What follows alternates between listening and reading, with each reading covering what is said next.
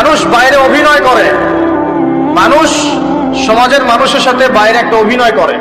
কোন কোন ক্ষেত্রে আমরা নিজেরাই নিজেদের সাথে অভিনয় করি। কথা সাহিত্যিক হুমায়ুন আহমেদের নাম শুনেছিলেন? শুনেছেন? ইন্তেকাল করেছেন। তিনি তার বইয়ের মধ্যে লিখেছিলেন যে এই পুরো দুনিয়াটা হচ্ছে অভিনয়ের মঞ্চ।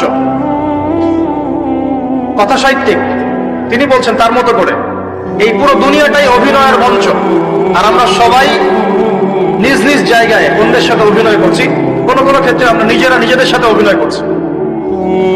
তিনি বলছিলেন আমরা সবাই অভিনেতা, আর সবচেয়ে বড় অভিনেতা হচ্ছে পলিটিশিয়ানরা, কারণ তাদেরকে অনেক বড় মঞ্চে অভিনয় করতে হয়। এটা আমার কথা না, হুমায়ুন আহমেদের কথা, বলে দেখেন তো। আল্লাহ পাক পাঠিয়েছেন তার ইবাদত করতে, আর এই বস্তুবাদী জগৎ আমাদেরকে ভুলিয়ে দিল কিভাবে? কয়েকটা